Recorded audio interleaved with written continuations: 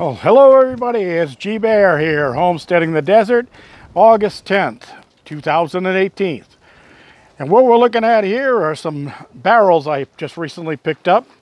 Found a place down the road where I can pick up these 55-gallon drums and these are food grade, $10 each.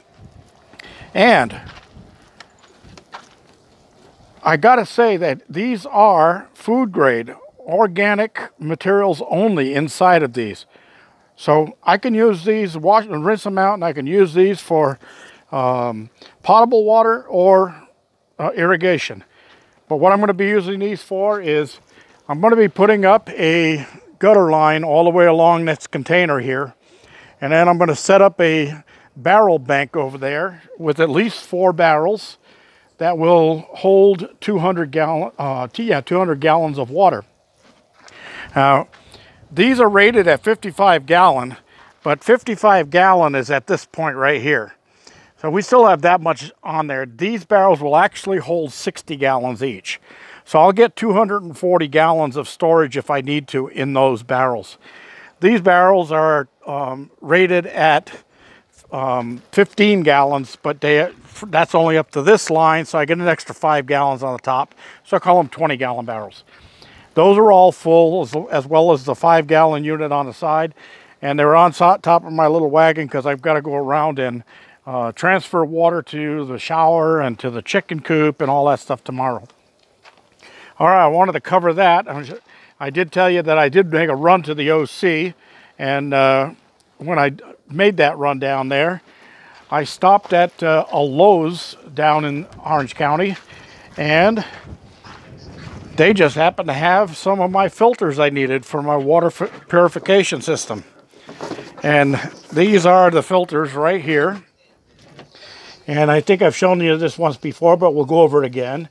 This removes chlorine, sediment, cysts, lead, chemicals, bacteria and virus, and pharmaceuticals. This is a 3 compressed carbon filter unit. And this is the one that I use right here.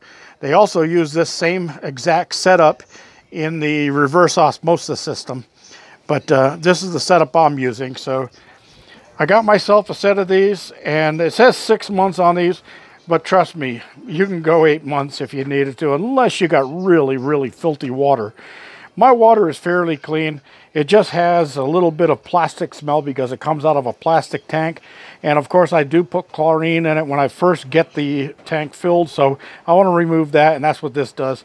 And in case there was anything else in the water, I'm sure I've got clean water for drinking and making coffee and cooking and stuff like that. All right.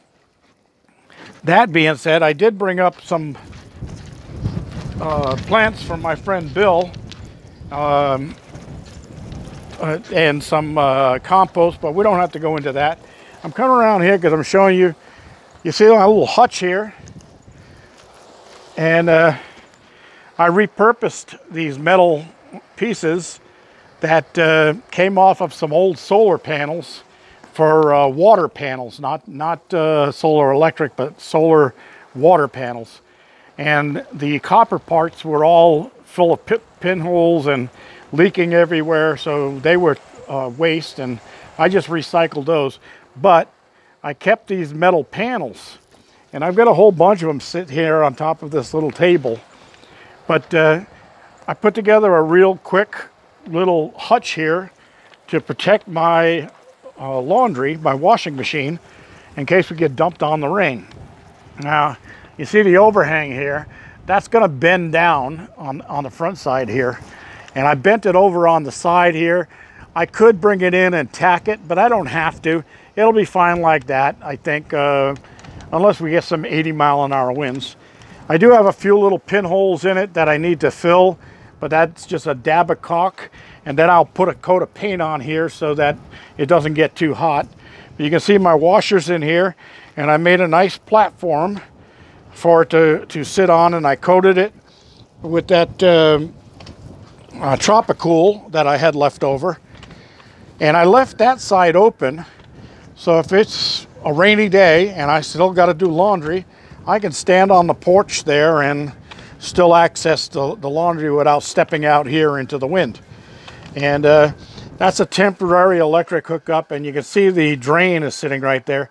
I'm going to be putting a hole in the back of this, or in the side, one or the other.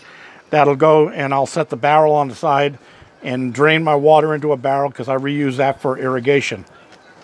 I'm also going to be putting a table in here, probably at the same height as the washer, so that I have a place to set my laundry basket when I'm separating whites and colors and putting them into the laundry. And that'll give me a little bit more handy. And then up on the top here, I'm going to put another shelf across. I've already marked the pencil mark there, so it's out of the way when the cover is open. I'll put another shelf across there, and I'll keep my laundry detergent and fabric softener and that stuff on there. And I got my little fabric softener ball up there hanging on a hook. And sometimes when the winds are blowing, that thing drives me crazy. It goes back, knock, knock, knock, knock, knock, knock. So I'm going to take that off and end up putting it on the shelf where it's protected and won't have to worry about it. So there's my neat little setup for this.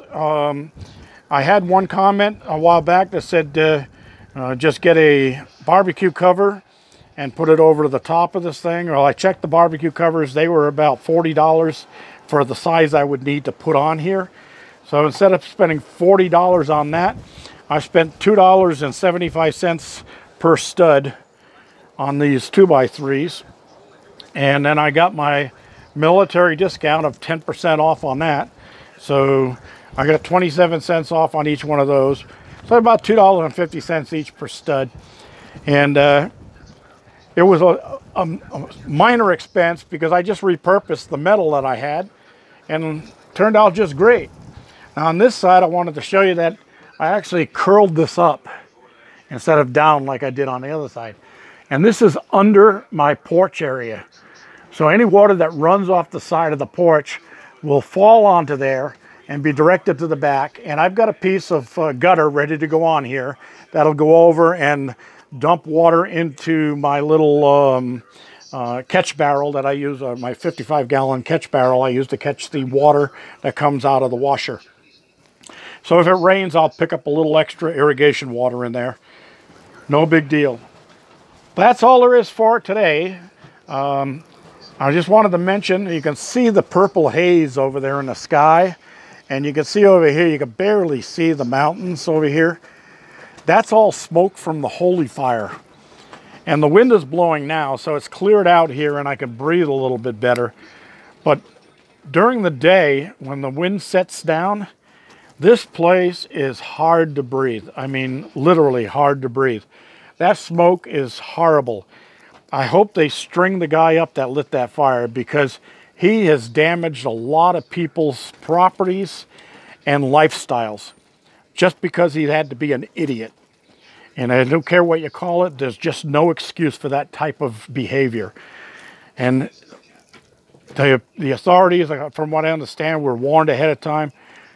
They should have done something about that. There's just no reason that we should be going through this problem right now. And that being said, I'm going to call it a day and sign off. G Bear, signing off from the desert.